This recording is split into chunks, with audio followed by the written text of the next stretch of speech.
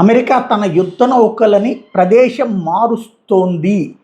ఎక్కడికయ్యా అంటే Diego gratia దగ్గరికి తీసుకుపోతుంది.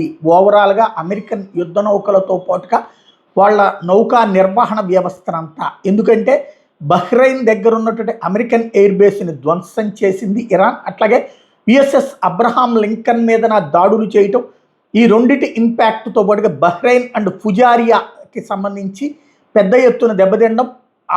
Dubai వచ్చేటప్పటికి ఇప్పటికే తమ ప్రదేశంలోకి వద్దు అమెరికన్ బేస్లని తేల్చి చెప్పడంతో డియాగో గ్రేషియా వచ్చేటప్పటికి దాదాపు ఇరాన్కి 4000 కిలోమీటర్ల దూరంలో ఉంటుంది.